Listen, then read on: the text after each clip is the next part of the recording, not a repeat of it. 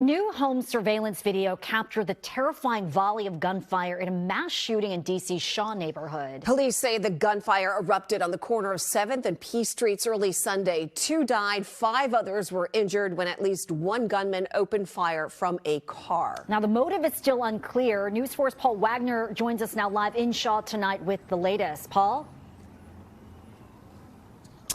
Hi there. Yeah, we've been digging into this all day long and have come up with some new information. Let me tell you this. 2 law enforcement sources familiar with the investigation say the 7 people who were hit by the gunfire here on 7th Street early yesterday morning had just left a nearby club when a car pulled up and opened fire. Police are now looking for that car.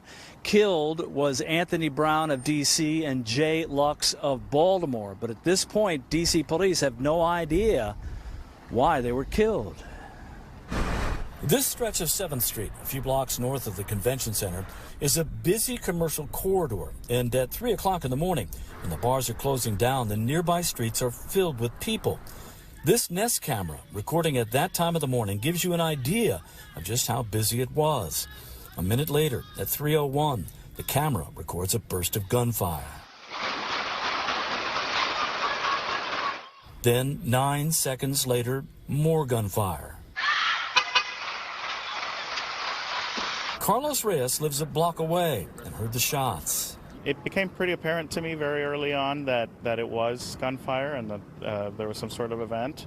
And I had a sense that I knew where it was coming from. And it's the corner that's roughly south from where I live. We've had a lot of issues with that corner. These photos shared with News 4 show the police response and the chaotic scene on the corner. D.C. police have not put out a description of the car and have been canvassing the neighborhood looking for video. 2 law enforcement sources familiar with the investigation tell News 4 it's unclear if the second volley of gunfire was return gunfire, but confirmed no guns were found at the scene. The sources say all 7 victims have been inside the same nearby club, but say there is no evidence of any fights or disputes in or outside the club prior to the shooting. It's sad. I know there have been other incidents in the neighborhood. Last July, there was a shooting on one of the establishments on 7th Street, and we've heard of other events across the calendar year. So we know that there are a lot of issues there, and it's concerning. Just last September, 2 young women were shot and killed, and a 15-year-old girl wounded when multiple gunmen fired more than 100 rounds into a playground in the 1300 block of 7th Street. That case is still unsolved.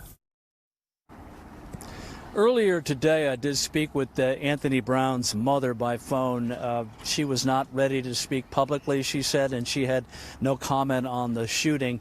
As for Mr. Lux from Baltimore, we have so far been unable to reach his family. Reporting live from Shaw, Paul Wagner, News 4.